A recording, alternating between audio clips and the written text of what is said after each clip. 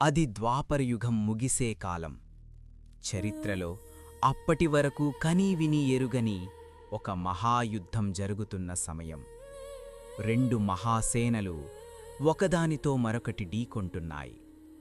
కొన్ని లక్షల బాణాలు ఆకాశంలో చేరి సూర్యకిరణాలనే కనుమరుగు చేశాయి. యుద్ధభూమి అంతా చచ్చిన శవాలు, కూలిన రథాలు, అగ్ని విస్ఫోటనాలతో నిండిపోయింది. గాయపడిన సైనికుల ఆర్తనాదాలతో ఆ ప్రదేశమంతా మారుమ్రోగిపోతోంది. రక్తపు మడుగులో పడి ఉన్న మృతదేహాలను పీక్కు తినడానికి ఆకాశంలో రాబందులు ఎదురుచూస్తున్నాయి. కనుచూపు మేరలో ఎక్కడ చూసినా విధ్వంసమే.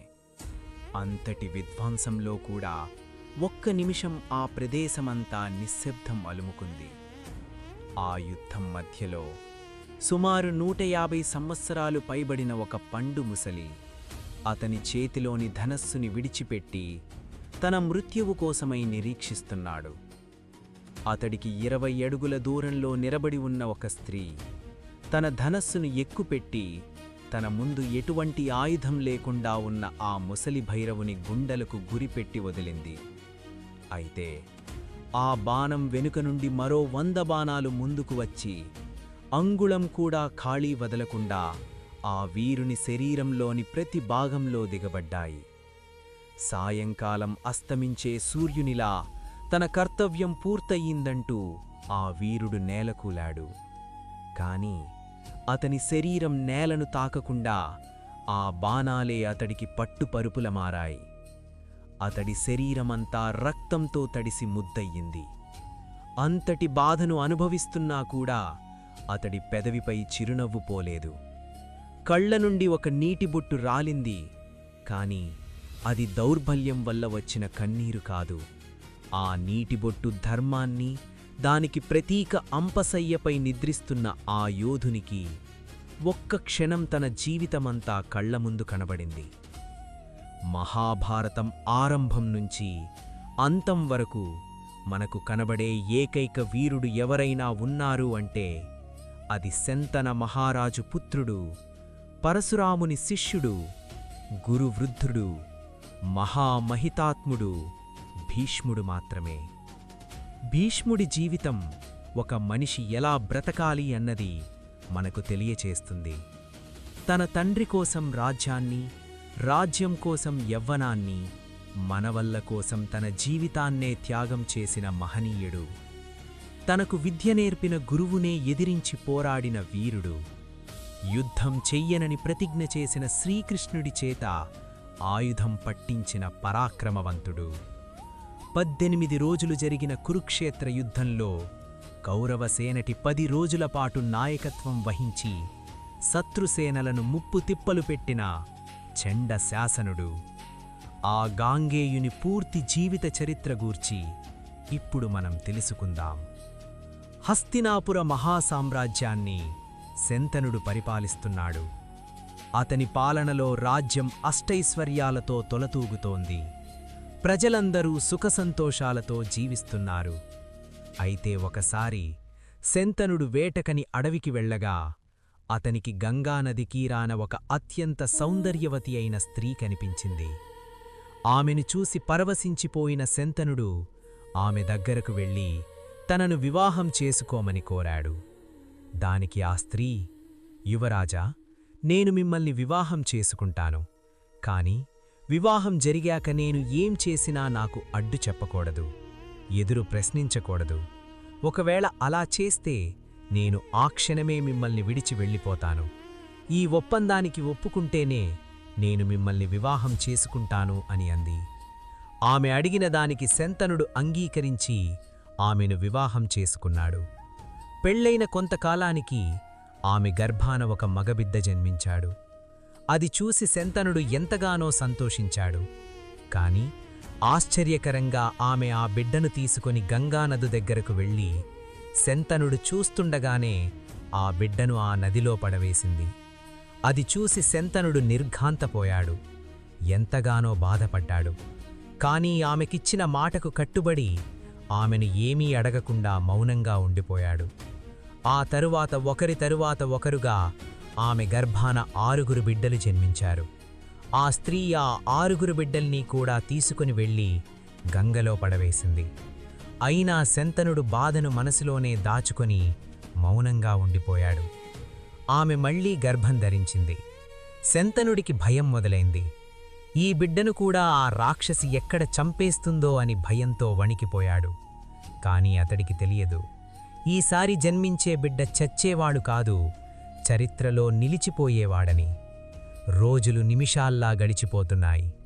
ఓ రోజు రాత్రి సమయాన ఆమెకు ప్రసవం జరిగి ఒక మగబిడ్డ జన్మించాడు. ఎప్పటిలాగే ఆ బిడ్డను కూడా తీసుకుని వెళ్లి గంగానదిలో పడేస్తుంటే అది చూసి శంతనుడు సహించలేకపోయాడు. ఇక ఏమాత్రం ఆలస్యం చేయక ఆమెను అడ్డుకున్నాడు. ఎందుకిలా చేస్తున్నావు? అసలు ఏ తల్లినా తన కన్నబిడ్డల్ని ఇలా చంపుకుంటుందా అంటూ నిలదీశాడు. అప్పుడు ఆమె తన నిజరూపాన్ని ధరించింది. ఆమె మరెవరో కాదు, సాక్షాత్తు గంగాదేవి. అది చూసి శంతనుడు ఆశ్చర్యపోయాడు. పూర్వం వశిష్ఠుడు అనే మహాముని మేరుపర్వతపు గుహలో తపస్సు చేస్తున్నాడు. అతని దగ్గర నందిని అనే కామధేనువు ఉంది. ఆ కామధేనువు మన మనస్సులోని కోరికలన్నింటినీ నెరవేర్చగలదు. మనం ఏం కావాలని కోరినా క్షణాల్లో తెచ్చిపెడుతుంది. అయితే ఓసారి అష్టవసువులు వశిష్ఠుని ఆశ్రమానికి వచ్చారు. అక్కడ ఆ కామధేనువుని చూసి ఆశ్చర్యపోయారు. ఆ అష్టవసువులలో 8వ వాడైన ప్రభాసుడి భార్య ఆ కామధేనువుని ఎలాగైనా తన సొంతం చేసుకోవాలనుకుంది. దానిని తెచ్చి ఇమ్మని తన భర్తను కోరింది. అయితే మిగిలిన వసువులు కూడా ఆమెకు వంత పలికారు. దానితో ప్రభాసుడు దొంగతనంగా ఆ కామధేనువుని తన వెంట తీసుకువస్తుంటే తపస్సులో ఉన్న వశిష్ఠుడు తన దివ్యదృష్టితో ఈ విషయం తెలుసుకుని వెంటనే అక్కడ ప్రత్యక్షమై కోపంగా వసువుల వైపు చూస్తూ, బోరి పాపాత్ములారా, దేవతలయ్యుండి అతి నీచమైన దొంగతనానికి పాల్పడతారా? మీరు మీ దైవత్వాన్ని కోల్పోయి భూమి మీద మానవులుగా జన్మిస్తారు. ఇదే మీకు నేను వేసే శిక్ష అంటూ శపించాడు. అప్పుడు తమ తప్పు తెలుసుకున్న అష్టవసువులు ఆ ముని కాళ్లమీద పడి తమను క్షమించమని ఆయనను వేడుకున్నారు. అప్పుడు వశిష్ఠముని వారిపై దయచూపి, దొంగతనానికి సహకరించిన మీలోని 7 వసువులకి భూమిపై జన్మించగానే శాప విమోచనం కలుగుతుంది. కాని ఈ దొంగతనానికి పాల్పడిన ప్రభాసుడు మాత్రం మీ ఆయుష్యును కూడా పోసుకుని భూమిపై తన పూర్తి జీవితాన్ని గడుపుతాడు అని చెప్పాడు. ఆ తర్వాత వశిష్ఠుని వద్ద సెలవు తీసుకుని అక్కడినుంచి తిరిగి వెళుతున్న అష్టవసువులకు దారి మధ్యలో గంగాదేవి ఎదురుపడింది. అయితే ఎంతో దీనంగా కనబడుతున్న వసువులను చూసి గంగాదేవి, మీ విచారానికి కారణమేమిటి అని అడిగింది. దానికి ఆ వసువులు, అమ్మా, భూలోకాన మానవులుగా జన్మించమని వశిష్ఠ మహామునివారు మమ్మల్ని శపించారు. అలాగే మేము భూలోకాన జన్మించగానే మాకు శాప విమోచనం కలుగుతుందని కూడా వారు చెప్పారు. కాని పుట్టగానే తన పిల్లలు మరణించాలని ఏ తల్లి కోరుకుంటుంది? ఆ ప్రకారంగా మాకు శాప విమోచనం ఎలా కలుగుతుంది? అదే విషయమై మేము బాధపడుతుంటే ఇంతలో మీరు కనిపించారు. అమ్మా, బ్రహ్మశాపం వలన రాజర్షి అయిన మహాభీష్టుడు శంతనువిగా భూమిపై జన్మించాడు. మీరు అతడిని వివాహం చేసుకుంటే మేము మీకు పుత్రులుగా జన్మిస్తాం. మేము పుట్టగానే మీరు మమ్మల్ని గంగలో ముంచి మాకు శాప విమోచనం కలిగించండి అంటూ వేడుకున్నారు. అప్పుడు గంగాదేవి, మీరు చెప్పింది నేను చేస్తాను, కానీ నాకొక పుత్రుడు కావాలని కోరికగా ఉంది. మీరు చెప్పినట్టుగానే పుట్టగానే మిమ్మల్ని గంగలో పడవేసి హతమారుస్తే నా కోరిక ఎలా నెరవేరుతుంది అని అంది. దానికి ఆ వసువులు, తల్లి, మాలో 8వ వాడైన ప్రభాసుడు మా అందరి ఆయుష్షూ కూడా కలగలుపుకుని అజేయుడై నీ పుత్రుడిగా భూలోకాన దీర్ఘకాలం జీవిస్తాడు. కాబట్టి మీరు ఏమాత్రం చింతించక మేము కోరినదానికి అంగీకరించండి అంటూ ప్రార్థించారు. వసువులు కోరినదానికి గంగాదేవి అంగీకరించి శంతనుడిని వివాహమాడి వసువులకు ఇచ్చిన మాటను నిలబెట్టుకుంది. జరిగిన విషయమంతా గంగాదేవి శంతనుడికి వివరించి, మహారాజా, మనకు జన్మించిన పిల్లలు సాధారణ మానవులు కాదు, వీరు దేవతలైన అష్టవసువులు. వశిష్ఠుని శాపం కారణంగా ఇలా మానవులుగా జన్మించారు. వారికిచ్చిన మాట ప్రకారం 7 వసువుల్ని గంగలో వేసి వారికి శాప విమోచనం కలిగించాను. కాని ఈ 8వ బిడ్డను బంగలో వెయ్యబోతుంటే మీరు అడ్డుకున్నారు. పెండ్లికి ముందే నాకిచ్చిన మాట మీరు అతిక్రమించారు. కాబట్టి నేను మిమ్మల్ని వదిలి వెళ్ళిపోతున్నాను. ఈ బిడ్డను కూడా నాతోనే తీసుకుని వెళుతున్నాను. వీడిని అత్యంత పరాక్రమవంతుడిగా, గొప్పవాడిగా తీర్చిదిద్ది తిరిగి మీకు అప్పగిస్తాను అని చెప్పి గంగాదేవి అదృశ్యమైంది. శంతనుడు కూడా తిరిగి హస్తినాపురికి వచ్చి రాజ్యాన్ని పరిపాలిస్తున్నాడు. ఇలా 17 సంవత్సరాలు గడిచాయి.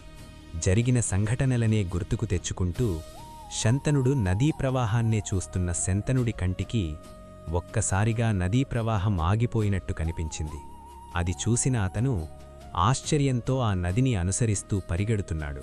అలా నది వెంట వెళుతున్న శంతనుడికి ఒకచోట ఆకాశం నుండి గుంపులుగా బాణాలు వచ్చి నదిలోకి వెళ్లి నదికి అడ్డుకట్టగా మారి గంగా ప్రవాహాన్ని అడ్డగించడం గమనించాడు. ఆ బాణాలు వేస్తోంది ఎవరా అని శంతనుడు తన తల పక్కకు తిప్పి చూడగా అక్కడ ఓ 17 సంవత్సరాల యువకుడు ధనుర్బాణాలు చేతధరించి నిలబడి ఉన్నాడు. శంతనుడు వెంటనే ఆ యువకుడి వద్దకు వెళ్లి అతని వైపు చూస్తూ, నీ అద్భుత ధనుర్విద్యను చూసి నా మనస్సు పరవశించిపోతోంది. పుత్రా, ఎవరివి నీవు? నీ తల్లిదండ్రులెవరు? అని అడిగాడు.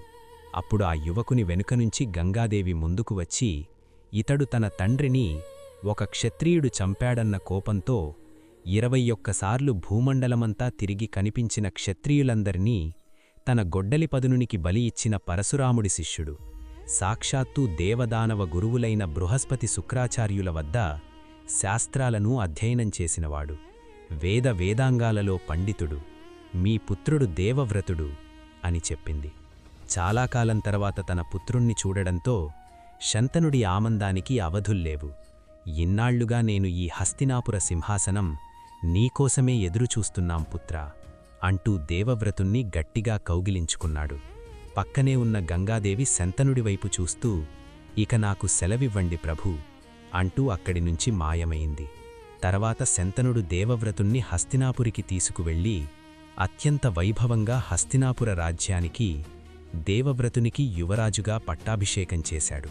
హస్తినాపుర యువరాజుగా పట్టాభిషేకం చేసిన తర్వాత ఓసారి శంతనుడు రాజ్యంలో విహరిస్తూ యమునా నది వద్దకు వచ్చాడు. అయితే ఆ ప్రదేశమంతా అద్భుత సుగంధ పరిమళాలతో నిండి ఉంది.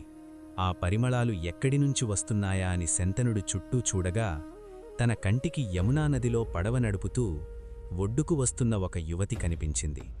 ఆవిడే సత్యవతీదేవి. శంతనుడు ఆ యువతి యొక్క అందాన్ని, ఆమె ఒంటినుంచి వస్తున్న అద్భుత పరిమళాలను చూసి పరవశించిపోయాడు. వెంటనే ఆ యువతి వద్దకు వెళ్ళి, సుందరి, ఎవరు నీవు? ఇలా ఇక్కడ పడవ ఎందుకు నడుపుతున్నావు అని అడిగాడు. దానికి ఆ యువతి, నేను దాసరాజు పుత్రికనైన సత్యవతిని, మా తండ్రిగారి ఆజ్ఞ మేరకు పడవ నడుపుచున్నాను అని చెప్పింది. ఆ యువతి యొక్క అద్భుత సౌందర్యానికి మైమర్చిపోయిన శంతనుడు ఆమెను వివాహం చేసుకోవాలనుకున్నాడు. వెంటనే శంతనుడు ఆ యువతి తండ్రి అయిన దాసరాజు దగ్గరకు వెళ్ళి ఆయనతో, దాసరాజా, నేను హస్తినాపుర మహారాజైన శంతనుణ్ణి, యమునా నదిలో పడవ నడుపుచున్న మీ కుమార్తెను చూసి తొలిచూపులోనే ప్రేమించాను. మీరు అంగీకరిస్తే మీ కుమార్తెను వివాహమాడి హస్తినాపురానికి మహారాణిగా చేస్తాను అని చెప్పాడు. అది విన్న దాసరాజు శంతనుడి వైపు చూస్తూ, మహారాజా, మీ అంతటి వారే వచ్చి మా కుమార్తెను వివాహం చేసుకుంటానంటే అంతకంటే అదృష్టం మాకు మరేముంటుంది? కానీ నాదో విన్నపం. మీకు మా పుత్రికకు వివాహం జరిగిన తర్వాత మా పుత్రిక గర్భాన జన్మించిన పుత్రులే హస్తినాపుర సింహాసనానికి వారసులుగా రాజ్యాధికారం చేబడతారని నాకు వాగ్దానం చేయండి అని కోరాడు. అది విన్న శంతనుడు, హస్తినాపుర సింహాసనానికి వారసుడు నా జ్యేష్ఠ కుమారుడు, సద్గుణ సంపన్నుడు అయిన గంగాపుత్రుడు దేవవ్రతుడు. అతడికి తప్ప నేను మరొకరికి రాజ్యాధికారాన్ని ఇవ్వలేను. ఇది కాకుండా మీరు మరేమైనా కోరుకోండి అని అన్నాడు. అప్పుడు దాసరాజు, మహారాజా, మీ పుత్రిక సత్యవతి మిమ్మల్ని వివాహం చేసుకుంటే అప్పుడు నా కుమార్తె మీ ప్రథమ పుత్రుడికి సవతి తల్లి అవుతుంది. నా కూతురికి పుట్టబోయే బిడ్డలు జీవితాంతం యువరాజుకు సేవకులుగా దాస్యం చేస్తూ బ్రతకాలి. నా కూతురికి నేను అటువంటి జీవితాన్ని కల్పించలేను. అది కాకుండా నాకు మరో కోరిక లేదు అని అన్నాడు. దాసరాజు కోరినదానికి శంతనుడు అంగీకరించక తిరిగి హస్తినాపురికి వెళ్ళిపోయాడు. శంతనుడు తన కుమారుడి మీద ఉన్న మమకారంతో దాసరాజు చెప్పిన దానికి నిరాకరించినా సత్యవతీదేవిపై ప్రేమను వదులుకోలేకపోయాడు. ఆమె గురించే ఆలోచిస్తూ రాజ్యకార్యాలను పట్టించుకోవడం మానేశాడు. ఎవరితోనూ మాట్లాడకుండా ఒంటరిగా తన రాజమందిరంలోనే ఉంటున్నాడు. తండ్రి ముఖంలోని విషాదాన్ని గమనించిన దేవవ్రతుడు మంత్రులను సమావేశపరిచి, మహామంత్రి, కొంతకాలంగా తండ్రి ముఖంలో ఏదో తెలియని మార్పు వచ్చింది. రాజ్యకార్యాలను, వారి ఆరోగ్యాన్ని సరిగ్గా పట్టించుకోవడం లేదు. సమయానికి భోజనం కూడా చేయడం లేదు. ఏదో విషయం కారణంగా ఆయన తీవ్రమైన బాధను అనుభవిస్తున్నారు. అది ఏమిటో మీకు తెలుసా అని అడిగాడు. దానికి మహామంత్రి దేవవ్రతునితో, యువరాజా, మహారాజు శంతనులవారు యమునా నదీ తీరాన ఒక కన్యను చూసి ఇష్టపడ్డారు. ఆమెను వివాహమాడాలని ఆ కన్య తండ్రి అయిన దాసరాజుని అడగగా ఆయన ఈ వివాహానికి ఒక నియమం పెట్టాడు అని జరిగిన విషయమంతా చెప్పాడు. అది విన్న దేవవ్రతుడు తన తండ్రి బాధకు తానే కారణమని భావించి దాసరాజు వద్దకు వెళ్ళి, నేను శంతన మహారాజు కుమారుడనైన దేవవ్రతుడిని. మా పితృదేవులు మీ కుమార్తె మాత సత్యవతీదేవిని ఇష్టపడ్డారు. వారిద్దరికీ వివాహం జరిపించండి అని అడిగాడు. అప్పుడు దాసరాజు, శంతన మహారాజు వారు మేము చెప్పిన దానికి అంగీకరిస్తే తప్పక ఈ వివాహం జరుగుతుంది అని అన్నాడు. దానికి దేవవ్రతుడు, మీరు అడిగిన కోరిక ఏమిటో నాకు తెలుసు. మీరు కోరుకున్నట్టుగానే నేను హస్తినాపుర సింహాసనాన్ని ఆశించకుండా మాత సత్యవతీదేవి గర్భాన జన్మించిన పుత్రులకే ఈ హస్తినాపుర రాజ్య సింహాసనంపై అధికారం ఉంటుంది. నేను ఇప్పటి నుండి ఈ సింహాసనానికి వారసుడిని కాకుండా సేవకుడినై పరిరక్షిస్తాను. నేను నా వంశాభివృద్ధిని ఆశించకుండా ఆజన్మాంతం బ్రహ్మచర్య వ్రతాన్ని పాటిస్తానని పంచభూతాల సాక్ష్యంగా ప్రతిజ్ఞ చేస్తున్నాను అంటూ భీషణ ప్రతిజ్ఞ చేశాడు. ఆ భీషణ ప్రతిజ్ఞకు దేవతలు ఆకాశం నుండి పూలవాన కురిపించారు. అప్పటి నుండి సమస్త విశ్వం గంగాపుత్రుడిని దేవవ్రతుడు అని కాక భీష్ముడు అనే పేరుతో కీర్తించింది. అప్పుడు శంతనుడు భీష్ముని వైపు చూస్తూ, పుత్రా, నీ పితృభక్తికి నా మనస్సు ఆనందంతో పులకరించిపోతోంది. నీకు ఇచ్ఛామృత్యువు వరాన్ని ప్రసాదిస్తున్నాను. ఇప్పటి నుండి నీ అంతట నీవు కోరుకోకుండా చావు కూడా నీ దరికి చేరదు అని ఆశీర్వదించాడు. ఆ తర్వాత శంతనుడికి సత్యవతీదేవికి ఎంతో వైభవోపేతంగా వివాహం జరిగింది. అలా వివాహం జరిగిన కొంతకాలానికి సత్యవతీదేవి గర్భాన 2 మగబిడ్డలు జన్మించారు. వారికి ఆ దంపతులు చిత్రాంగదుడు, విచిత్రవీర్యుడు అని నామకరణం చేశారు. అయితే వీరు చిన్న వయస్సులో ఉండగానే అనారోగ్యం కారణంగా శంతనుడు మరణించాడు. దానితో రాజ్యభారాన్ని, కుటుంబ బాధ్యతలను భీష్ముడు తనపై వేసుకున్నాడు. తన తమ్ముళ్ళిద్దరికీ తానే తండ్రిగా మారి వారిని ఎంతో అల్లారుద్దుగా పెంచసాగాడు. తల్లి సత్యవతీదేవిని ఎంతో గౌరవ మర్యాదలతో చూసుకునేవాడు. ఆమె అనుమతి లేకుండా ఏ కార్యాన్ని తలపెట్టేవాడు కాదు. మరోవైపు రాజకార్యక్రమాలన్నింటినీ సమర్థవంతంగా చక్కదిద్దేవాడు. భీష్ముడి అపార శౌర్య పరాక్రమాలకు భయపడి శత్రురాజులు హస్తినాపురం వైపు కన్నెత్తి కూడా చూసేవారు కాదు. భీష్ముడి ఖ్యాతి ప్రపంచ నలుదిక్కులకు వ్యాపించింది. కాలం గడిచే కొద్దీ చిత్రాంగదుడు, విచిత్రవీర్యుడు యుక్త వయస్సుకు వచ్చారు.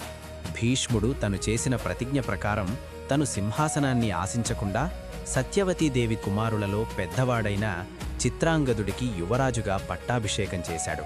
అయితే చిత్రాంగదుడు అహంకారి.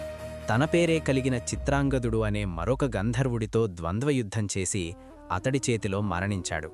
చిత్రాంగదుడి మరణవార్త విని ఎంతగానో దుఃఖించిన భీష్ముడు చిత్రాంగదుడి తమ్ముడైన విచిత్రవీర్యుణ్ణి హస్తినాపురానికి యువరాజుని చేశాడు. కాని విచిత్రవీర్యుడు హస్తినాపురాన్ని పరిపాలించగల సమర్థుడు కాదు, ఇంద్రియ లోభిదుడు. ఇదిలా ఉండగా కాశీరాజు తన 3 కుమారులైన అంబ, అంబిక, అంబాలికలకు స్వయంవరం ప్రకటించాడు. వారు అత్యంత సౌందర్యరాసులు, సద్గుణ సంపన్నులు. వారిని వివాహం చేసుకోవడం కోసం ప్రపంచ నలుదిక్కుల నుంచి అనేక మంది రాజులు స్వయంవరానికి వచ్చారు. అయితే ఈ విషయం తెలుసుకున్న భీష్ముడు ఆ కన్యలను తీసుకువచ్చి తన తమ్ముడైన విచిత్రవీరుడికి ఇచ్చి వివాహం జరిపిస్తే అతడిలో మార్పు వస్తుందని భావించి భీష్ముడు కూడా ఆ స్వయంవరానికి వెళ్ళాడు. అయితే స్వయంవర సభలో అడుగుపెట్టిన భీష్ముణ్ణి చూసిన అక్కడి రాజులు అసలు వివాహమే చేసుకోనని ప్రతిజ్ఞ చేసిన భీష్ముడు ఇలా స్వయంవరానికి రావడమేంటి అని ఆశ్చర్యపోయారు. అప్పుడు భీష్ముడు ఆ సభ మధ్యలోకి వెళ్ళి కాశీరాజు 3 కుమార్తెలను తన రథంపై ఎక్కించుకుని అక్కడ ఉన్న రాజులందరి వైపు చూస్తూ, ఓ కాశీరాజా, మహారాజులారా, క్షత్రియ వివాహం ప్రకారం నేను ఈ 3 రాకుమార్తెలను నా తమ్ముడైన విచిత్ర వీరుడికిచ్చి వివాహం చేయడం కోసం తీసుకువెళుతున్నాను. మీలో ఎవరికైనా నన్ను అడ్డుకోగల సామర్థ్యముంటే ప్రయత్నించండి అని అన్నాడు. దానితో స్వయంవరానికి వచ్చిన రాజులందరూ కలిసి భీష్ముడిపై యుద్ధానికి వచ్చారు. కాని భీష్ముడొక్కడే వారందరినీ ఓడించి ఆ 3 రాకుమార్తెలను హస్తినాపురానికి తీసుకువచ్చాడు.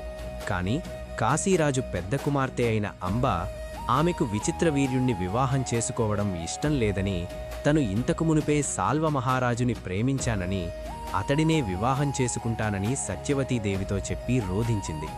ఆమె మాటలు విన్న భీష్ముడు అంబాదేవితో, అమ్మా, మీరు ఇంతకు మునుపు వేరొకరిని ప్రేమించారన్న విషయం నాకు తెలియదు. స్వయంవరంలో కూర్చున్న స్త్రీ మనస్సులో వేరొకరుంటారని ఎవరూ ఊహించరు కదా.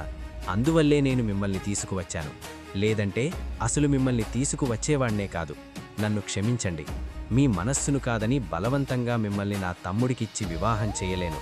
మీరు కోరుకున్న వ్యక్తితోనే మీ వివాహం జరుగుతుంది అని చెప్పి అంబాదేవిని తిరిగి సాల్వుని వద్దకు పంపించాడు భీష్ముడు. ఆ తరువాత మిగిలిన 2 రాకుమార్తెల అభిప్రాయం కూడా తెలుసుకుని వారు మనస్ఫూర్తిగా ఈ వివాహానికి ఒప్పుకోవడంతో విచిత్రవీర్యుడికి అంబికా అంబాలికలను ఇచ్చి ఘనంగా వివాహం జరిపిస్తారు. అయితే హస్తినాపురం నుంచి బయలుదేరిన అంబాదేవి సాల్వుడి వద్దకు వెళ్లి తనని వివాహం చేసుకోమని కోరగా, దానికి సాల్వుడు వేరొకరు స్వయంవరంలో గెలుచుకుని వదిలేసిన స్త్రీని నేను వివాహం చేసుకోను అంటూ ఆమెను వివాహం చేసుకోవడానికి నిరాకరించాడు. సాల్వుడి మాటలు విని మనస్సు మొక్కలైన అంబాదేవి తిరిగి భీష్ముడి వద్దకు వచ్చి, నువ్వు నన్ను స్వయంవరం నుంచి తీసుకువెళ్లడం వల్లే సాల్వుడు నన్ను కాదన్నాడు. కాబట్టి ఇప్పుడు నీవే నన్ను వివాహం చేసుకోవాలి అని అడిగింది. అప్పుడు భీష్ముడు, అమ్మ, నేను ఆజన్మాంతం బ్రహ్మచర్య వ్రతాన్ని పాటిస్తానని ప్రతిజ్ఞ చేశాను కాబట్టి నేను మిమ్మల్ని వివాహం చేసుకోలేను అని సమాధానమిచ్చాడు. దానికి అంబాదేవి, అయితే ఆ ప్రతిజ్ఞను మీరాల్సిన సమయం వచ్చింది. స్వయంవరం నుంచి తీసుకువచ్చిన కన్యను వివాహం చేసుకోవడం కూడా నీ ధర్మమే కదా అని నిలదీసింది. దానికి భీష్ముడు, సూర్యచంద్రులు గతులు తప్పవచ్చునేమో గాని ఈ భీష్ముడు చేసిన ప్రతిజ్ఞ మీరడు అని బలంగా చెప్పాడు. ఎంత చెప్పినా భీష్ముడు ఆమె అడిగిన దానికి ఒప్పుకోకపోయేసరికి కోపించిన అంబాదేవి సాక్షాత్తు భీష్ముడికి విద్య నేర్పిన గురువైన పరశురాముణ్ణి ఆశ్రయించింది. జరిగిందంతా ఆయనకు చెప్పి తనకు భీష్ముడికి వివాహం జరిపించమని ఆయన్నను వేడుకుంది. అయితే ఆమె చెప్పిన మాటలన్నీ విన్న పరశురాముడు, నువ్వేమీ దిగిపడకు, నీకు తప్పక న్యాయం జరుగుతుంది. భీష్ముడు నా మాట కాదనడు. ఒకవేళ కాదంటే అతని చేత ఈ వివాహానికి ఎలా ఒప్పించాలో కూడా నాకు తెలుసు అని చెప్పి అంబాదేవికి అభయమిచ్చాడు. ఆ తర్వాత ఆమెను తీసుకొని హస్తినాపురానికి వెళ్ళి అక్కడ సరస్వతీ నది తీరాన విడిది ఏర్పరచుకుని భీష్ముడికి కబురు పెట్టాడు. అయితే పరశురాముడి సందేశం అందిన భీష్ముడు గురువు మీద విన్న భక్తితో ఆ మరునాడు ఉదయమే సరస్వతీ తీరానికి చేరుకున్నాడు. అక్కడ పరశురాముణ్ణి చూడగానే ఎంతో భక్తి శ్రద్ధలతో ఆయన పాదాలకు నమస్కరించాడు. భీష్ముడి గురుభక్తికి పరశురాముడు ఎంతగానో సంతోషపడ్డాడు. అయితే సరిగ్గా అప్పుడే పక్కన ఉన్న చెట్టుచాటు నుంచి అంబాదేవి ముందుకు వచ్చి నిలబడింది. అక్కడ అంబను చూసిన భీష్ముడు ఆశ్చర్యపోయాడు. అప్పుడే పరశురాముడు భీష్ముడితో, ఈమెను స్వయంవరం నుంచి తీసుకువచ్చిన విషయం నిజమేనా అని అడిగాడు. దానికి భీష్ముడు, నిజమే గురుదేవా అని సమాధానమిచ్చాడు. మరైతే ఈ కన్యను వివాహం చేసుకో అన్నాడు పరశురాముడు. అప్పుడు భీష్ముడు పరశురాముడికి తను అంబాదేవిని స్వయంవరం నుంచి తీసుకురావడానికి గల కారణం, అలాగే తను చేసిన ప్రతిజ్ఞ గూర్చి వివరించాడు. కాని పరశురాముడు తన పట్టు విడవలేదు. నువ్వు స్వయంవరం నుంచి తీసుకువచ్చిన ఈ కన్యను వివాహమైనా చేసుకో, లేదా నాతో యుద్ధమైనా చెయ్యి అని భీష్ముణ్ణి యుద్ధానికి ఆహ్వానించాడు. దానికి తనకు మరో దారిలేక భీష్ముడు పరశురాముడితో యుద్ధానికి సిద్ధపడ్డాడు. వారిద్దరి మధ్య అత్యంత ఘోర యుద్ధం జరిగింది. గురు శిష్యులిద్దరూ ఒకరికి ఒకరు తీసిపోకుండా యుద్ధం చేశారు. అలా 22 రోజుల పాటు జరిగిన అతి భయంకర యుద్ధంలో చివరికి భీష్ముడు పరశురాముణ్ణి ఓడించాడు. దానితో పరశురాముడు అంబా దగ్గరకు వెళ్ళి, అమ్మా, నేను నా సాయశక్తులా ప్రయత్నించాను, కానీ ధర్మం భీష్ముడి పక్షాన ఉంది, అందుకే అతడు నన్ను గెలవగలిగాడు. ఇక నీ సమస్యను నువ్వే పరిష్కరించుకోవాలి అని చెప్పి పరశురాముడు అక్కడి నుంచి వెళ్ళిపోయాడు. అప్పుడు అంబాదేవి భీష్ముడి దగ్గరకు వచ్చి కోపంగా అతని వైపు చూస్తూ, నీ శక్తి సామర్థ్యాలను చూసుకొని మెరిసిపడకు. నువ్వు ఏ సింహాసనం కోసమైతే నా జీవితాన్ని నాశనం చేశావో ఆ సింహాసనమే ముళ్ళ కిరీటంలా మారి జీవితాంతం నీకు మనశ్శాంతి లేకుండా చేస్తుంది. నీ తండ్రి ఇచ్చిన వరమే నీకు శాపంగా మారి నువ్వు నీ మృత్యువు కోసం నువ్వు ఎదురుచూస్తున్న సమయంలో నీ మృత్యువునై తిరిగి వస్తాను అని శపథం చేసి అంబాదేవి అక్కడి నుంచి వెళ్ళిపోయింది. ఆ తరువాత భీష్ముడు తిరిగి రాజభవనానికి వెళ్ళిపోయాడు. అలా 2 సంవత్సరాలు గడిచాయి. విచిత్రవీర్యుడు ఇంద్రియలోభం వలన తన భార్యలతో మితిమీరిన కామభోగాలు అనుభవిస్తూ క్షయవ్యాధితో మరణించాడు. ఒక్కసారిగా హస్తినాపురంలో అంధకారం అలుముకుంది. రాజులేక రాజ్యం శోకించింది. భీష్ముడు ఎవరి సంతోషం కోసం రాజ్యాధికారాన్ని వదులుకున్నాడో వారిలో ఏ ఒక్కరూ ఈరోజు ప్రాణాలతో జీవించలేరు. ఇదే సరైన సమయమనుకుని శత్రురాజులు హస్తినాపురంపై దండెత్తడానికి సిద్ధపడుతున్నారు. రాజ్యం ఇటువంటి క్లిష్ట పరిస్థితుల్లో ఉండగా ఒకసారి సత్యవతీదేవి భీష్ముణ్ణి కలిసి, కుమారా, నేను అడిగిన దానికి కాదనకుండా అంగీకరిస్తావా అని అడిగింది. అప్పుడు భీష్ముడు సత్యవతీదేవి వైపు చూస్తూ, అమ్మా, మీరు నన్ను అర్థించకూడదు, ఆజ్ఞాపించాలి అని అన్నాడు. అప్పుడు సత్యవతీదేవి, ప్రస్తుతం మన భరతవంశానికి వారసులు లేరు. రాజులేక రాజ్యం తల్లడిల్లుతోంది. మా తండ్రిగారు స్వార్థంతో నీకు దక్కవలసిన సింహాసనంపై నా పుత్రులను కూర్చోబెట్టారు. అందువల్లే ఈరోజు రాజ్యానికి ఈ దుస్థితి సంభవించింది. నీ ఒక్కడివే ఈ హస్తినాపురం మహాసామ్రాజ్యాన్ని పరిపాలించగల సమర్థుడవి. ఆలస్యం చేయకుండా ఈ సింహాసనాన్ని అధిష్ఠించు, వివాహం చేసుకుని వంశాభివృద్ధి గావించు, ఈ రాజ్యానికి వారసులను ప్రసాదించు అని కోరింది. సత్యవతీదేవి మాటలన్నీ విన్న భీష్ముడు, అమ్మా, ఏ ప్రతిజ్ఞ కారణంగానైతే ఈ భీష్ముడు ఇంతటి పేరు ప్రఖ్యాతలను కీర్తిని సంపాదించాడో ఆ ప్రతిజ్ఞను మీరి నేను ఎలా జీవించగలను? రథభంగం కారణంగా పాపం చుట్టుకొని నాకు ముక్తి అనేదే లభించదు. సమస్త లోకానికి వెలుగుని ప్రసాదించే సూర్యభగవానుడు తన తేజస్సును కోల్పోయినా, భగభగమండే అగ్నిహోత్రుడు తన వేడిని విడిచిపెట్టినా ఈ భీష్ముడు తను చేసిన ప్రతిజ్ఞను మీరడు. కానీ ప్రస్తుతం మన ముందు ఉన్న ఈ సమస్యకు నా దగ్గర ఒక పరిష్కార మార్గముంది. అదే దేవరన్యాయం అని చెప్పాడు. ఆ తరువాత ధర్మబద్ధమైన దేవరన్యాయ పద్ధతి ద్వారా మహాముని వ్యాసుని దయవలన విచిత్రవీర్యుని భార్యలైన అంబిక, అంబాలికలకు ధృతరాష్ట్రుడు, పాండురాజు అను కుమారులు జన్మించారు. అలాగే అంబికాదాసి గర్భాన విదురుడు జన్మించాడు. వారి ముగ్గురిని భీష్ముడే పెంచి పెద్ద చేశాడు. వారికి యుద్ధ విద్యలలో, అస్త్రశస్త్ర ప్రయోగ ఉపసంహారాలలో శిక్షణ ఇచ్చి వారిని మహాశక్తివంతులుగా తీర్చిదిద్దాడు.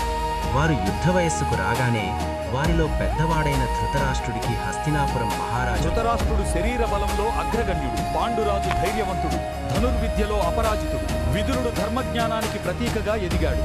వారు యుద్ధ వయసుకు రాగానే వారిలో పెద్దవాడైన ధృతరాష్ట్రుడికి హస్తినాపుర మహారాజుగా పట్టాభిషిక్తుని చేశాడు. కాని ధృతరాష్ట్రుడు గుడ్డివాడవ్వడం చేత అతని తమ్ముడైన పాండురాజు రాజకార్యాలన్నిటినీ చూసుకునేవాడు. వారి ముగ్గురిలోకి చిన్నవాడు మరియు సజ్జనుడు అయిన విదురుణ్ణి హస్తినాపురానికి మంత్రిగా నియమించాడు భీష్ముడు. ఆ తర్వాత పాండురాజుకి అత్యంత పరాక్రమవంతులైన 5 పుత్రులు జన్మించగా ధృతరాష్ట్రునికి పరమేశ్వరుని అనుగ్రహం వలన 100 మంది కుమారులు, 1 కుమార్తె జన్మించారు. కాలక్రమేణా పాండురాజు పుత్రులు పాండవులుగా, ధృతరాష్ట్రుని పుత్రులు కౌరవులుగా ప్రసిద్ధికెక్కారు. పాండవులు ధర్మానికి ప్రతీకలైతే కౌరవులు అధర్మానికి ప్రతిరూపాలుగా నిలిచారు. 2 కత్తులు ఒకే ఒరలో ఇమడనట్టుగానే మంచి చెడులు కూడా ఒకదానితో మరొకటి కలిసి ఉండలేవు. అందువల్ల పాండవులకు కౌరవులకు మధ్య మెల్లగా వైరం ఏర్పడింది. హస్తినాపురానికి తరువాతి వారసుడు పాండవులు అగ్రరాజు ధర్మరాజా లేక కౌరవులలో పెద్దవాడైన దుర్యోధనుడా అని అనుక్షణం ఘర్షణ జరిగేది.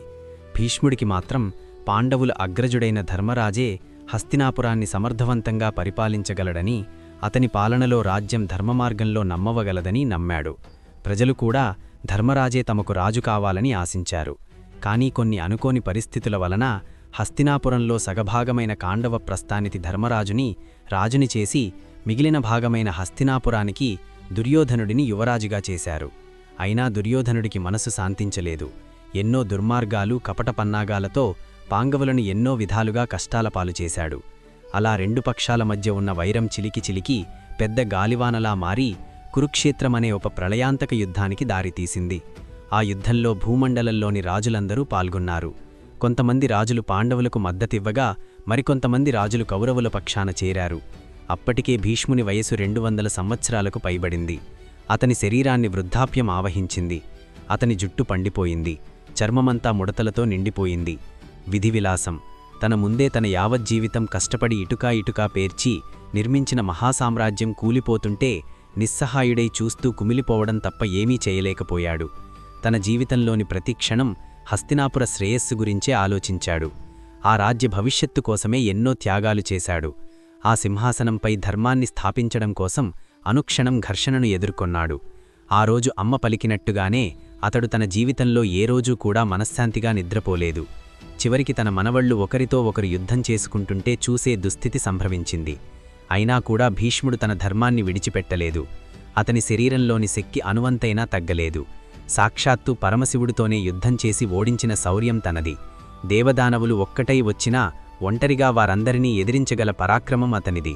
ప్రస్తుతం తన మనసులో ఉన్న కోరిక ఒక్కటే, హస్తినాపురంలో ధర్మాన్ని స్థాపించి ఆనందంగా తన శరీరాన్ని వదలడమే. అయితే మరోపక్క భీష్ముని మృత్యువునై తిరిగి వస్తానని ప్రతిజ్ఞ చేసి వెళ్లిన అంబాదేవి పగతో రగిలిపోతోంది. ఆమెకు ప్రస్తుతం తన జీవితంపై ఎటువంటి కోరికగానీ ఆశగానీ లేదు. ఆమె లక్ష్యం వల్ల భీష్ముడి మరణం మాత్రమే. ఎలాగైనా భీష్ముడి అంతు చూడాలని భావించి మొదట సుబ్రహ్మణ్యస్వామి కోసమై ఘోర తపస్సు ఆచరించింది.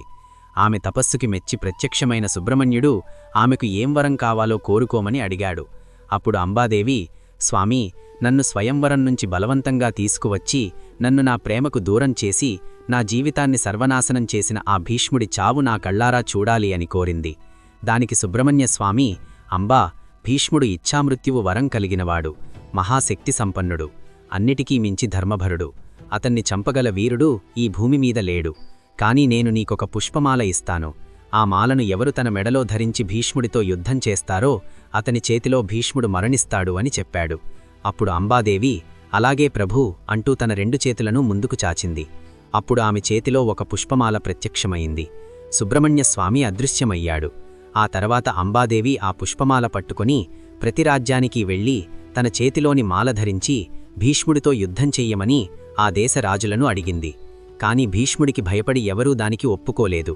దానితో పాంచాల భూపతి ద్రుపదుడికి భీష్మునిపై అంతులేని పగ ఉందని తెలుసుకొని అతని దగ్గరకు వెళ్లి, మహారాజా, మీరు భీష్మునిపై అంతులేని పగతో రగిలిపోతున్నారని నాకు తెలుసు. కాబట్టి నేను చెప్పింది వినండి. నా చేతిలోని ఈ పుష్పమాల భీష్ముడి పాలిట యమపాసం వంటిది. దీనిని ధరించి ఆ గంగేయుని అంతు చూడండి అని చెప్పింది. కాని ద్రుపదుడు దానికి నిరాకరించాడు. విసుగు చెందిన అంబాదేవి తన చేతిలోని ఆ పుష్పమాలను విసిరిగొట్టి అక్కడి నుంచి వెళ్ళిపోయింది. తను విసిరిన ఆ పుష్పమాల ద్రుపదుని రాజద్వారం మీద పడింది. ఆ తర్వాత అంబాదేవి శివుని కోసం తపస్సు చేసింది. అప్పుడు శివుడు ప్రత్యక్షమై, నీకు ఏం వరం కావాలో కోరుకో అని అన్నాడు. అప్పుడు అంబాదేవి, నేను భీష్ముణ్ణి చంపే వరం ప్రసాదించండి అని కోరుకుంది. దానికి శివుడు తథాస్తు అని అన్నాడు. కాని అంబాదేవి అంతటితో ఊరుకోలేదు. అది ఎలా జరుగుతుంది ప్రభూ అని అడిగింది. దానికి శివుడు, అంబా, నీ కోరిక ఈ జన్మలో నెరవేరదు. నువ్వు మరుజన్మలో ద్రుపద భూపతికి పుత్రికగా జన్మిస్తావు. ఆ తర్వాత పురుషుడిగా రూపాంతరం చెందుతావు. నీ కారణంగానే భీష్ముడి మరణిస్తాడు అని చెప్పి శివుడు అదృశ్యమయ్యాడు.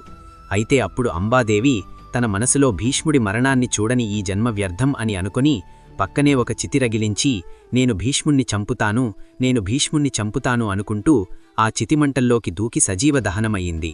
అయితే సరిగ్గా అప్పుడే ద్రుపదుడు భీష్మునిపై పగ తీర్చుకోవడానికి అతన్ని సంహరించే పుత్రుని కోసం పరమశివునికై హోమం చేస్తున్నాడు.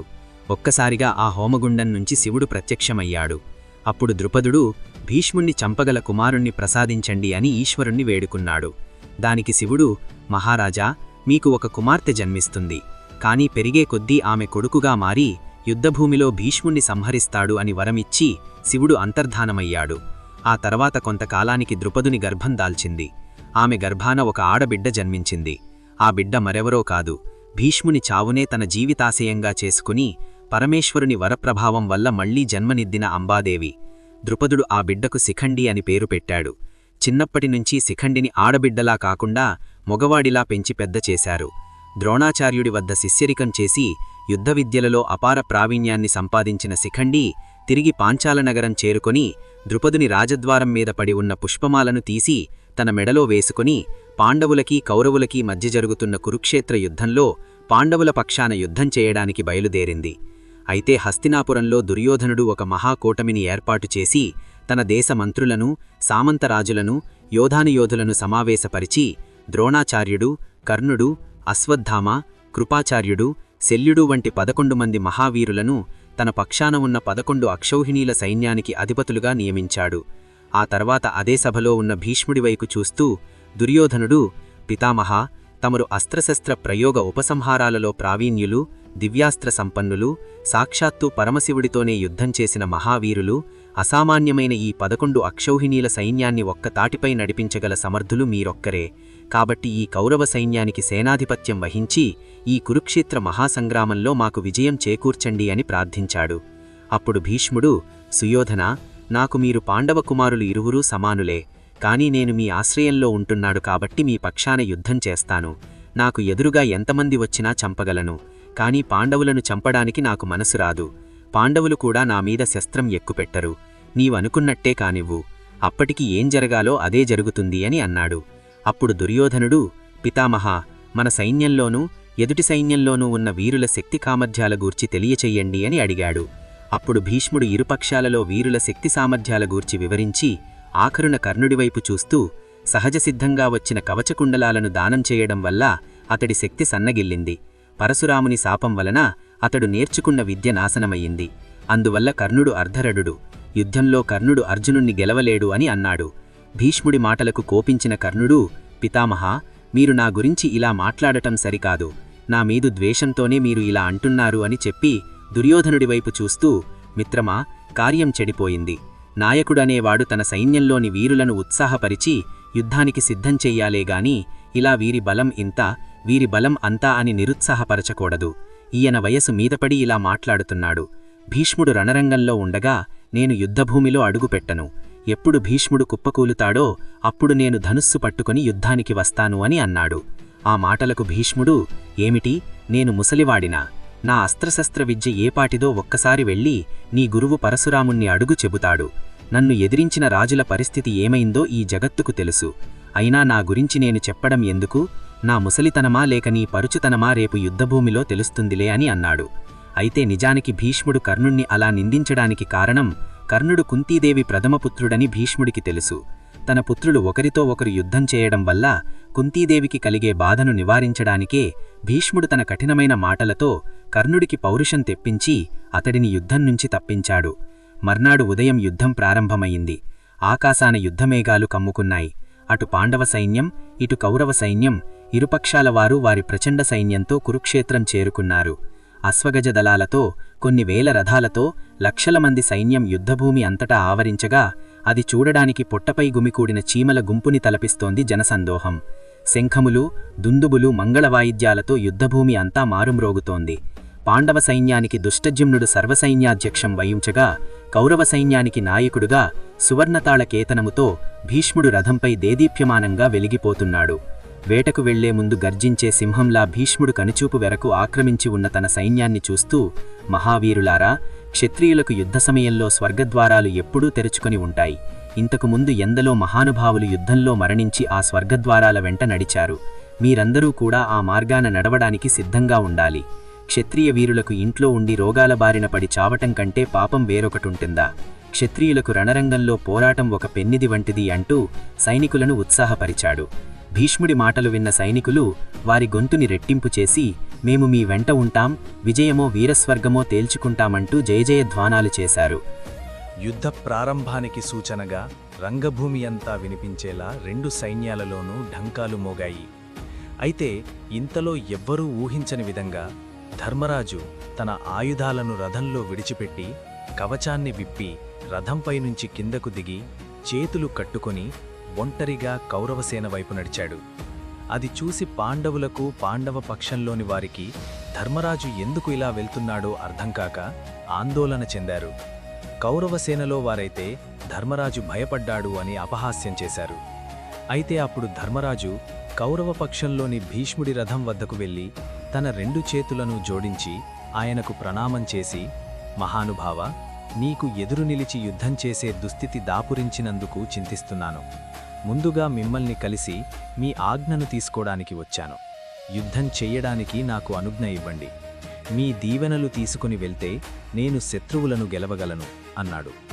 ధర్మరాజు మాటలకు సంతోషించిన భీష్ముడు, ధర్మజ, ఈ సమయంలో నీ రాక అత్యంత సముచితమైనది.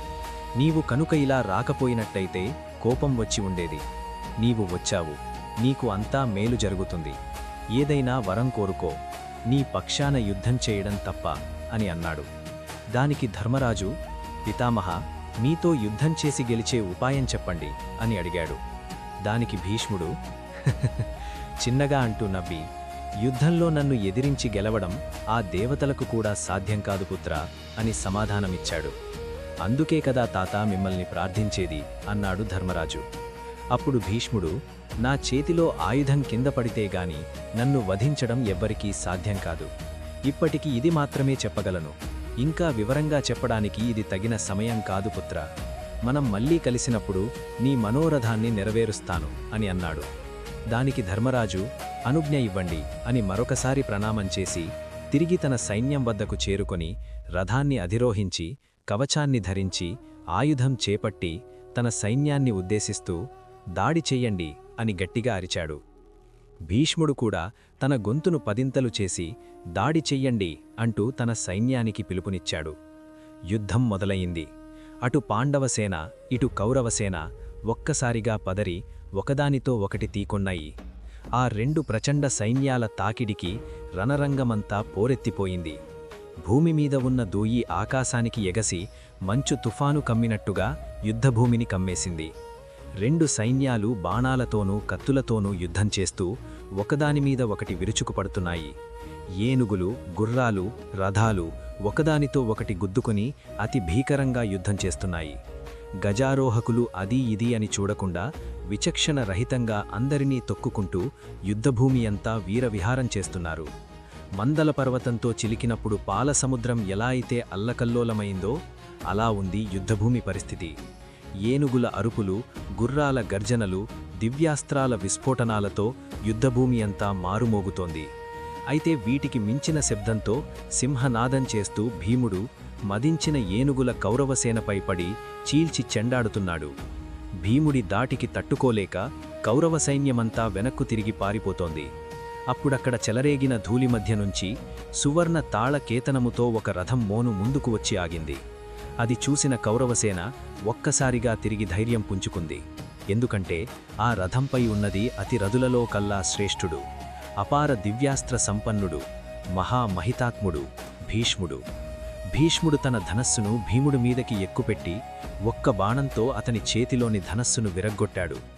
దానితో భీముడు పక్కనే ఉన్న గదను అందుకొని రథం మీద నుంచి కిందకు దూకాడు. కాని అంతలోనే అశ్వత్థామ అక్కడికి చేరుకొని భీముడికి అడ్డుగా నిలిచి అతనితో యుద్ధానికి దిగాడు. దాంతో సమస్త పాండవ సైన్యం ఒక్కసారిగా భీష్ముని మీదకు దూకింది. అప్పుడు భీష్ముడు వారిని చూసి చిరునవ్వుతో మండు టెండలో అడవిని కాల్చే కార్చిచ్చుల వారిపై విరుచుకుపడ్డాడు.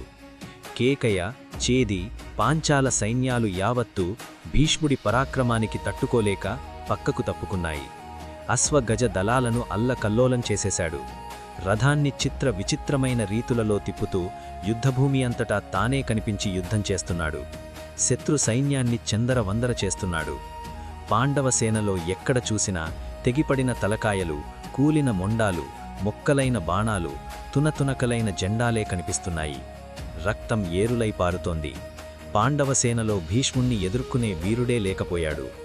అయితే ఇంతలో ఎక్కడి నుండో ఒక బాణం అత్యంత వేగంగా వచ్చి భీష్ముడి చేతిలోని ధనస్సును విరగ్గొట్టింది. అది చూసి వెంటనే భీష్ముడు ఆ బాణం వచ్చిన దిక్కువైపు చూశాడు. అక్కడ తెల్లటి గుర్రాలు ఉన్న బంగారు రంగు రథాన్ని ముందుకు ఉరికిస్తూ అభిమన్యుడక్కడికి వచ్చాడు. అది చూసిన దుర్యోధనుడు చెయ్యి పైకెత్తి తన పక్షంలోని వీరులైన ధూర్ముకుడు, శల్యుడు, కృతవర్మ, కృపాచార్యులను అభిమన్యుడి మీదకు వెళ్లమని సూచించాడు.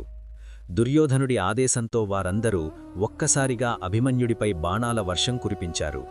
కాని అభిమన్యుడు ఆ బాణాలను మధ్యలోనే తుంచి కళ్ళు మూసి తెరిచేలోగా 5 బాణాలతో శల్యుడి గుండెలపై కొట్టాడు. మరొక బాణంతో కృతవర్మ ధనస్సును విరగ్గొట్టాడు. ఒక వెడల్పాటి బాణం వేసి ధూర్ముకుడి సారథి తల తెగ్గొట్టాడు. 4 బాణాలతో కృపాచార్యుని గుర్రాలను కూల్చేశాడు. తన మనవడి అద్భుత పరాక్రమాన్ని చూసి మురిసిపోయిన భీష్ముడు తన మనసులో బలి ధనుర్విద్యలో వీడు అర్జునుడిని మరిపిస్తున్నాడు, ఆ మాటకొస్తే అర్జునుడి కంటే ఇతడే ఒకంత హెచ్చు అనుకున్నాడు. అలా అనుకుంటూనే అభిమన్యుడిపై 6 బాణాలు వేసి అతడి రథంపై ఎగురుతున్న జెండాను తెగ్గొట్టాడు.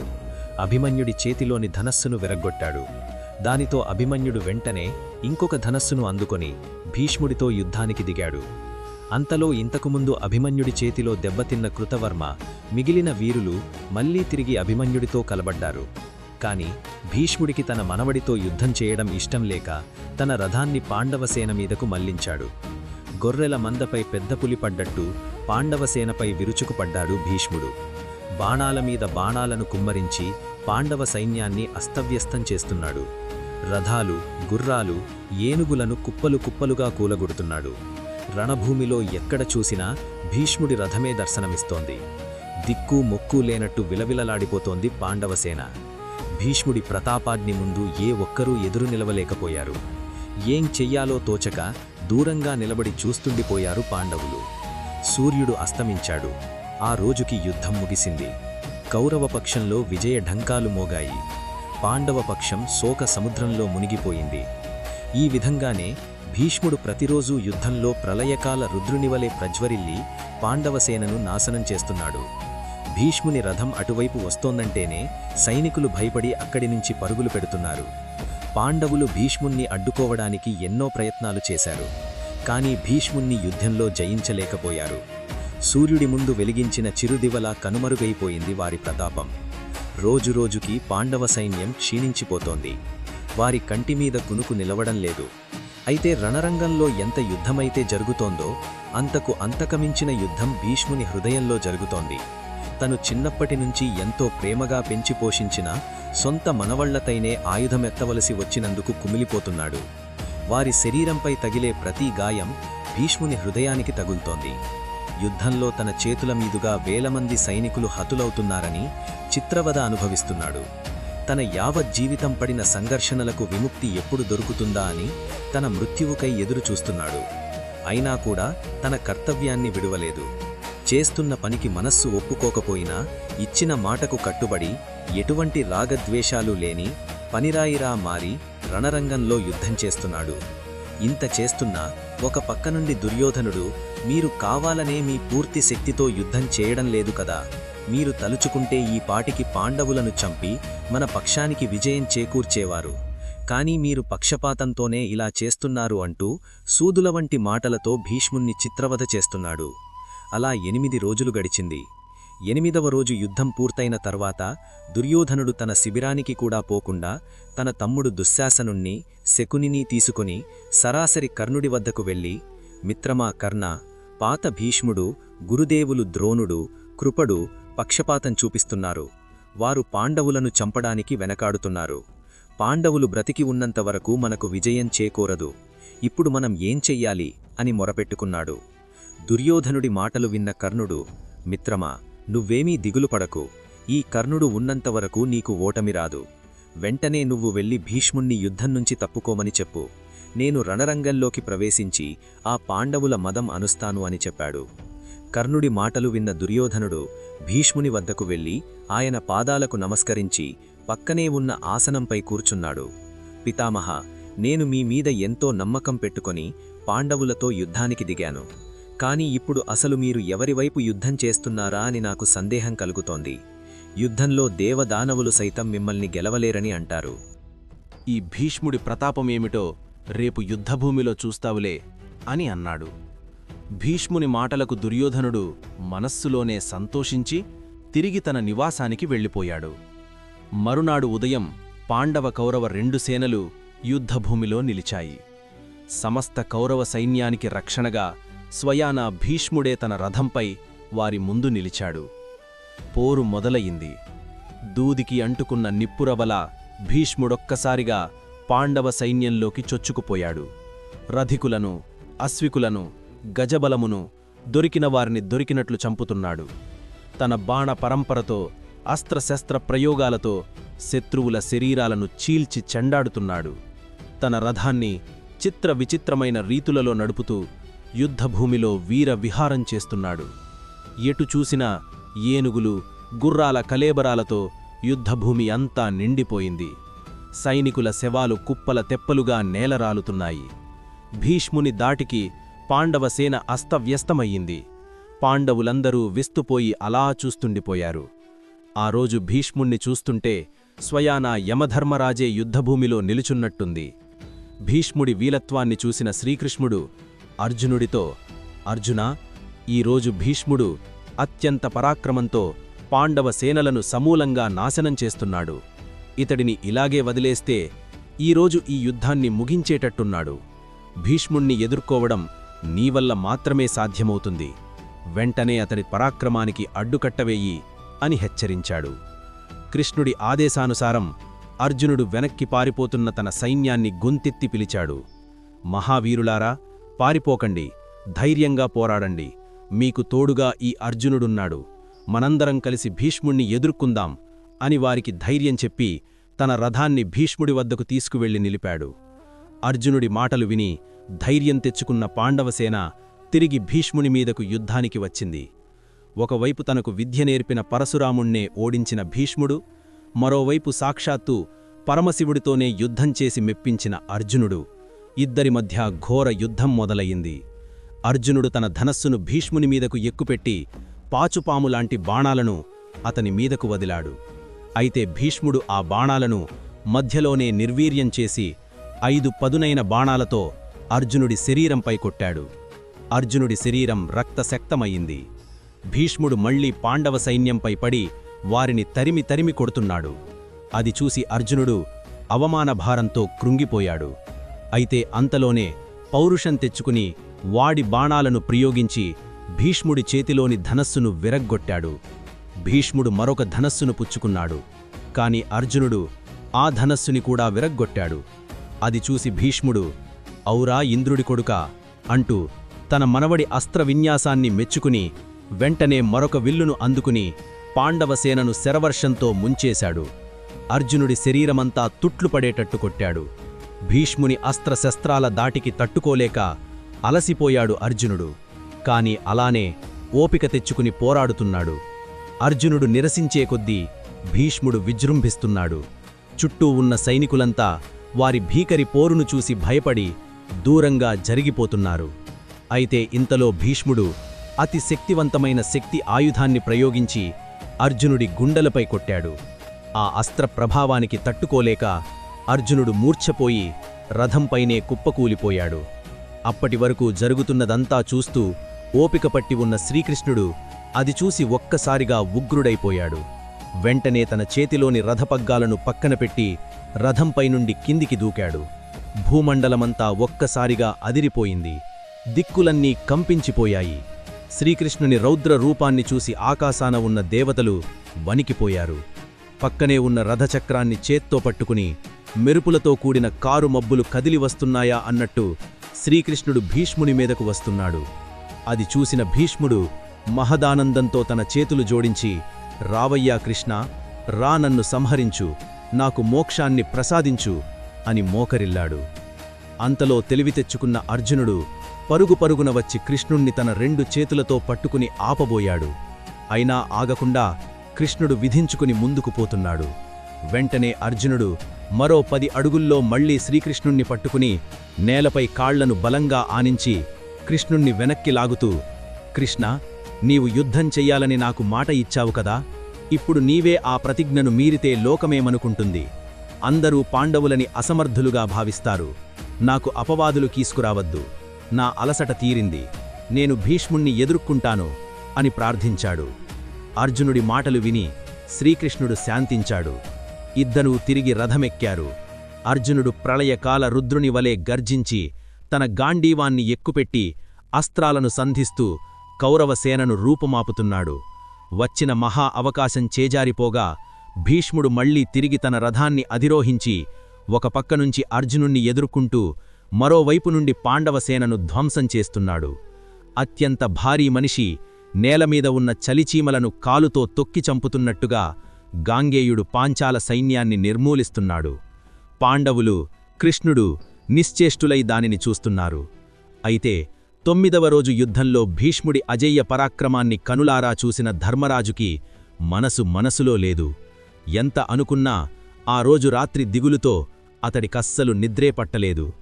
దాంతో ధర్మరాజు సరాసరి శ్రీకృష్ణుడి వద్దకు వెళ్ళి అతని వైపు చూస్తూ, కృష్ణా, చూశావు కదా ఈరోజు యుద్ధభూమిలో పితామహుని పరాక్రమం?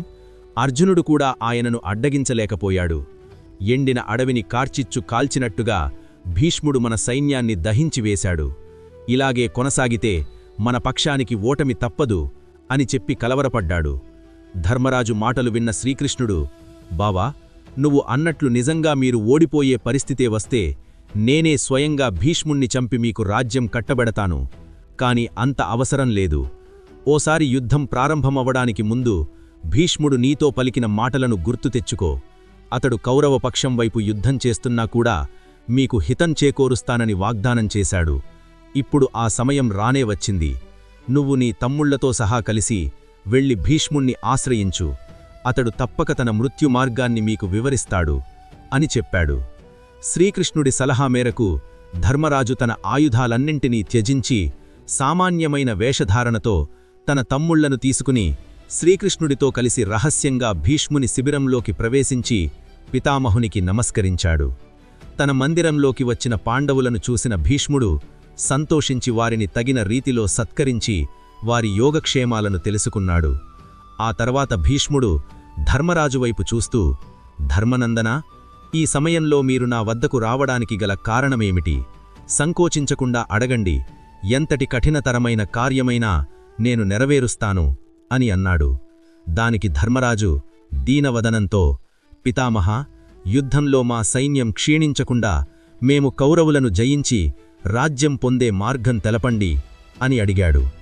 దానికి ధర్మరాజు, ధర్మనందనా, నేను రణభూమిలో నిలబడి యుద్ధం చేస్తున్నంతవరకు మీ సైన్యం క్షీణించక తప్పదు. అలాగే మీరు యుద్ధంలో జయించడం కూడా సాధ్యం కాదు. కాబట్టి మీరు విజయం పొందాలన్నా, మీకు రాజ్యప్రాప్తి కలగాలన్నా దానికి ఒక్కటే మార్గం, అది నా మరణం మాత్రమే అని అన్నాడు.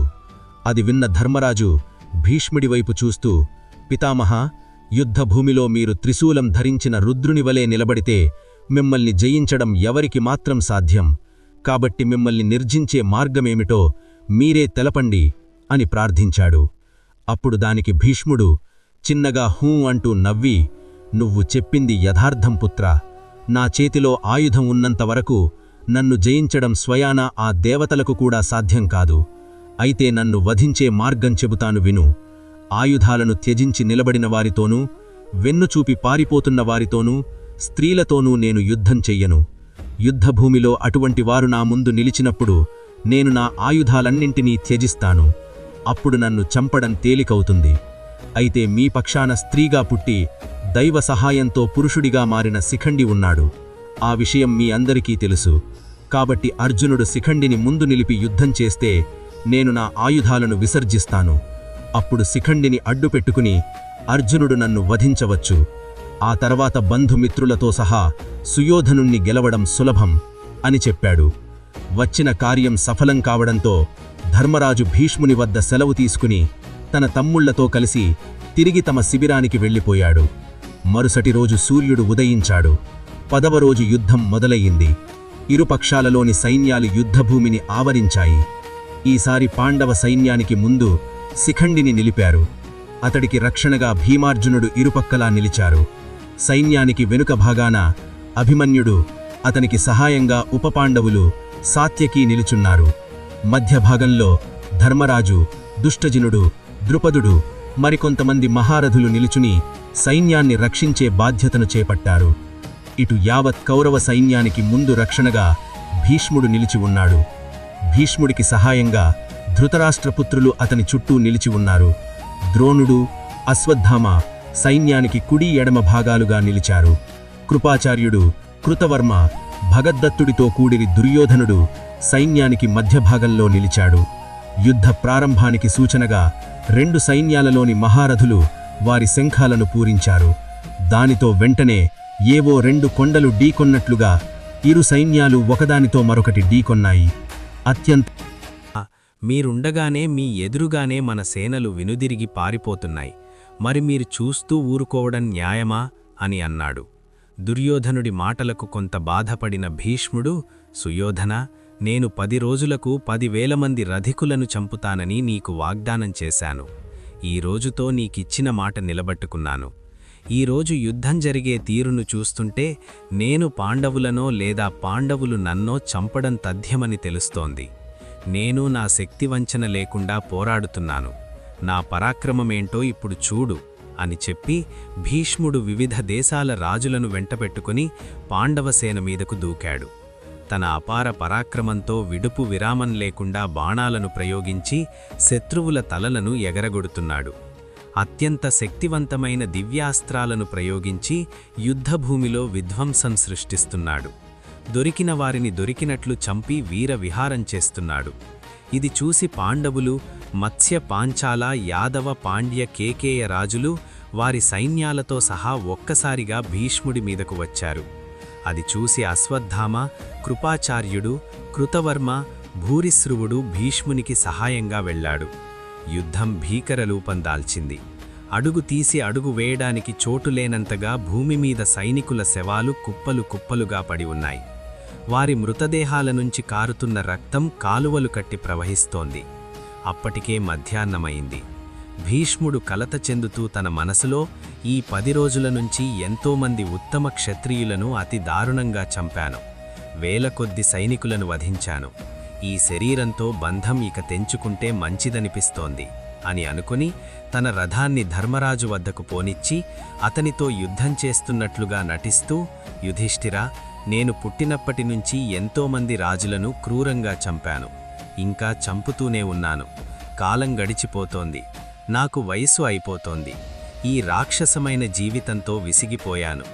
మీరు నిజంగా నా మేలు కోరేవారైతే ఆలస్యం చేయకుండా శిఖండిని ముందు పెట్టుకొని అందరూ కలిసి వచ్చి నన్ను త్వరగా చంపండి, నాకు విముక్తి ప్రసాదించండి అని పలికి మళ్లీ తన రథాన్ని వేరొక దిక్కుకు పోనిచ్చి యథావిధిగా శత్రు సైన్యాన్ని నాశనం చేస్తున్నాడు. భీష్ముడి మాటలు విన్న ధర్మరాజు పక్కనే ఉన్న దుష్టద్యుమ్నుడి వైపు చూస్తూ, దుష్టద్యుమ్నా, విన్నావు కదా తాతగారి మాటలు? నువ్వు, భీముడు, అర్జునుడు, మన సైన్యంలోని యోధానుయోధులందరూ కలిసి పితామహుణ్ణి చుట్టుముట్టండి అని ఆదేశించాడు. దాంతో వెంటనే దుష్టద్యుమ్నుడు మత్స్య, కేకేయ, పాంచాల రాజులను చెయ్యి ఊపి పిలిచి భీష్ముని మీదకు వెళ్లమని సైగ చేశాడు. తను కూడా భీముడు, అర్జునుడితో భీష్ముణ్ణి చుట్టుముట్టాడు. ఇది చూసిన దుర్యోధనుడు తన తమ్ముళ్లను, మిగిలిన రాజులను తీసుకొని భీష్ముడికి అండగా నిలబడ్డాడు. భీష్ముణ్ణి వెంటనే చంపండి అని పాండవ సైన్యం, ఎలాగైనా భీష్ముణ్ణి కాపాడండి అని కౌరవ సైన్యం ఒకరితో ఒకరు వీరాపాలు పలుకుతూ యుద్ధం చేస్తున్నారు. యుద్ధభూమి అంతటా అల్లకల్లోలంగా మారిపోయింది. ఏదో పెద్ద అనర్థం జరగబోతోంది అనడానికి సూచనగా ఆకాశంలో కారుమేఘాలు ఆవరించి ఉరుములు, మెరుపులు శబ్దాలతో యుద్ధభూమి దద్దరిల్లిపోతోంది. ఈ విపరీత పరిణామాలను గమనించిన ద్రోణుడు ప్రక్కనే ఉన్న తన కుమారుడు అశ్వత్థామతో, పుత్రా, ఈరోజు ఎందుకో నా మనసు కీడు శంకిస్తోంది. దివ్యాస్త్రాలు స్ఫురణకు రావడం లేదు. చేతులు వణుకుతున్నాయి. ధనస్సు చేతినుంచి జారిపోతోంది. అదిలో అర్జునుణ్ణి చూడు. కౌరవ సైన్యాన్ని దయాదాక్షిణ్యం లేకుండా చంపుతున్నాడు. అతడిని చూస్తుంటే స్వయంగా ఆ యమధర్మరాజే యుద్ధం చేస్తున్నట్లు ఉంది. ఈరోజు అర్జునుడు భీష్మన్ని చంపి తన ప్రతిజ్ఞను నెరవేర్చుకుంటాడు అనిపిస్తోంది. నకుల సహదేవులతో కలిసి కౌరవ సైన్యాన్ని నాశనం చేస్తున్న ధర్మరాజుని విడిచి నేను రాలేను కాబట్టి నువ్వు వెంటనే నీ సైన్యంతో సహా వెళ్ళి భీష్ముడికి తోడు నిలబడు అని చెప్పాడు. తండ్రి ఆదేశం మేరకు అశ్వత్థామ వెంటనే అక్కడి నుంచి భీష్ముని వద్దకు వెళ్ళి అతనికి సహాయంగా నిలిచాడు. భీష్ముడికి ఈరోజు తన మృత్యువు తథ్యమని తెలిసినా కూడా తన మనసు అలాగే శరీరం కూడా తను చేస్తున్న పనికి సహకరించకపోయినా అతడు తన కర్తవ్యాన్ని మాత్రం విడవకుండా శత్రు సైన్యం మీద ఏమాత్రం కనికరం చూపకుండా ధ్వంసం చేస్తున్నాడు. అసలు ఎప్పుడు బాణం తీస్తున్నాడో, ఎప్పుడు వదులుతున్నాడో కూడా ఎవరికీ కనబడడం లేదు. అంత వేగంగా బాణాలను గుప్పిస్తున్నాడు. పూదిపింజలను ఎగరగొడుతున్నట్టుగా పాండవ సేనలను చల్లాచెదురు చేస్తున్నాడు. భీష్ముడి దాటికి తట్టుకోలేక పాండవ సైన్యం యావత్తూ వెనక్కి తిరిగి పారిపోతోంది. అది చూసిన శ్రీకృష్ణుడు అర్జునుడితో, అర్జున, చూడు, భీష్ముడి పౌరుష ప్రతాపాలకు తలవంచి మన సైన్యం వెనక్కి పారిపోతోంది. నువ్వు భీష్ముణ్ణి చంపక తప్పదు.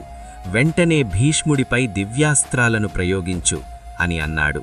శ్రీకృష్ణుడి ఆదేశం మేరకు అర్జునుడు భీష్ముడితో యుద్ధానికి దిగాడు. ఒక శక్తివంతమైన అస్త్రాన్ని ప్రయోగించి ముందుగా భీష్ముడి చుట్టూ ఉన్న సైన్యాన్ని చల్లాచెదురు చేశాడు. 2 సింహాలు ఒకదానితో ఒకటి తలబడుతున్నట్లుగా భీష్మార్జునులు ఘోరాతిఘోరంగా యుద్ధం చేస్తున్నారు. అది చూసి రెచ్చిపోయిన శిఖండి తాచుపాములాంటి బాణాలను భీష్ముని మీదకు వదిలారు. కాని భీష్ముడు మాత్రం వాటిని చూసి చూడనట్టు తన రథాన్ని పక్కకు తిప్పబోయాడు. అయితే ఇంతలో 2 పదునైన బాణాలు అత్యంత వేగంగా దోసుకువచ్చి భీష్ముడి గుండెల్లో దిగిబడ్డాయి. ఆ బాణాలను చూసిన భీష్ముడు తన మనసులో, ఇవి ఖచ్చితంగా శిఖండి ధనస్సు నుంచి వెలువడిన బాణాలు కాదు. ఇవి ఎంతో దృఢంగా పదునుగా ఉండి ఏమాత్రం గురితప్పకుండా సరిగ్గా మర్మస్థానాలలో తగులుతున్నాయి. ఇంతటి ధనుర్విద్యా ప్రావీణ్యం అర్జునుడికి తప్ప వేరొకరికి లేదు అని చెప్పి తన తల పైకెత్తి ముందుకు చూశాడు. అయితే అక్కడ అర్జునుడు తన ధనస్సుని శిఖండి చేకిలో ఉన్న విల్లు వెనకపెట్టి భీష్ముడిపై బాణాలు గుప్పిస్తున్నాడు. అది చూసిన భీష్ముడు తన మృత్యు సమయం ఆసన్నమైందని భావించి ఇక యుద్ధం చేయడం ఆపి తన చేతిలోని ధనస్సుని వదిలిపెట్టేశాడు. అది చూసి 2 సైన్యాలు ఒక్కసారిగా యుద్ధం చేయడం ఆపేశాయి.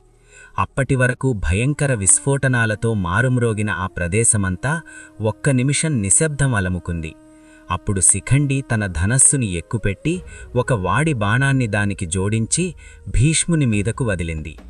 ఆ బాణం అత్యంత వేగంగా వెళ్ళి భీష్ముని గుండెల్లో దిగబడింది. అదే సరైన సమయం అనుకున్న అర్జునుడు వెంటనే కుంపాలుగా బాణాలను ప్రయోగించి భీష్ముని శరీరంలో అంగుళం కూడా ఖాళీ లేకుండా బాణాలను దిగ్గొట్టాడు. దాంతో సాయంకాలం అస్తమించే సూర్యునిలా తన కర్తవ్యం పూర్తయిందంటూ భీష్ముడు రథంపై నుంచి ఎగిరి నేలమీద పడ్డాడు. కాని అతని శరీరం నేలను తాకకుండా తన దేహంలో దిగిన బాణాలే సయ్యలా మారి అతని శరీరాన్ని గాలిలో నిలబెట్టాయి. అది చూసిన ఆకాశంలోని దేవతలు, అయ్యో, ఇది దక్షిణాయనం, భీష్ముడు దక్షిణాయనంలో చనిపోతాడేమో అని కలవరపడ్డారు.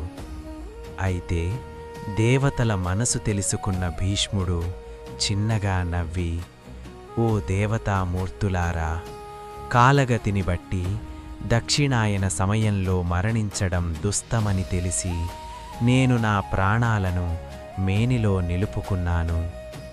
నా తండ్రి మహారాజు శంతనుల వారు సత్యవతిదేవిని వివాహమాడు సమయాన నాకు స్వచ్ఛంద మృత్యువు అనే వరాన్ని ప్రసాదించారు. ఆ ఇచ్ఛామృత్యువు వరప్రభావం వలన నేను స్వయంగా నా ప్రాణాలను విడువనంత వరకు నా ప్రాణాలు నా ఆధీనంలోనే ఉంటాయి అని పలికాడు. అది విన్న దేవతలు సంతోషించారు. అయితే సాధారణంగా యుద్ధంలో ఎవరైనా ఒక వీరుడు మరణిస్తే కేవలం ఆ పక్షంలోని సైనికులు మాత్రమే బాధపడతారు. కాని భీష్ముడు నేలకూలాడని తెలియడంతో ఇరుపక్షాల సైన్యాలలోనూ ఆహాకారాలు చెలరేగాయి. అటు పాండవులు ఇటు కౌరవులు తీవ్రమైన దుఃఖానికి గురయ్యారు. ఆ విధంగా 18 రోజుల పాటు జరిగిన కురుక్షేత్ర మహాసంగ్రామంలో 10 రోజుల పాటు కౌరవ సైన్యానికి నాయకత్వం వహించిన భీష్ముడు ఆ రోజు నేలకూలాడు.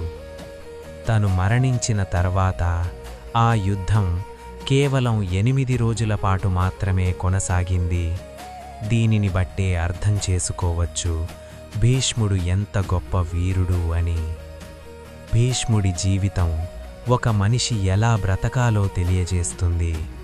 హస్తినాపురం వంటి మహాసామ్రాజ్యానికి రాజయ్యే అవకాశం, అలాగే అర్హత ఉండి కూడా తన తండ్రి కోసం రాజ్యాన్ని, సంతాన సుఖాన్ని వదులుకున్నాడు. జీవితం ఎన్ని పరీక్షలు పెట్టినా, ఎన్ని అడ్డంకులు కల్పించినా తను చేసిన ప్రతిజ్ఞను మాత్రం ఎన్నడూ మీరలేదు. తన యావజ్జీవితాన్ని హస్తినాపుర క్షేమం కోసం, ఆ రాజ్య సింహాసనంపై ధర్మాన్ని స్థాపించడం కోసమే అర్పించాడు. తనకు విద్య నేర్పిన పరశురాముడితో సమానంగా యుద్ధం చేశాడు.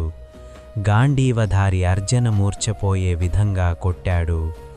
ఆయుధం పట్టనని ప్రతిజ్ఞ చేసిన శ్రీకృష్ణ భగవానుని చేత ఆయుధం పట్టించాడు. ఓపిక ఉన్నంతవరకు కాదు, ఓపి ఆగిపోయే స్థితిలో కూడా ధర్మరాజుకి ఎన్నో ధర్మాలను వివరించి, ప్రపంచానికి అమూల్యమైన జ్ఞానాన్ని అందించి, ఉత్తరాయణ పుణ్యకాలంలో తన ప్రాణాలను త్యజించాడు.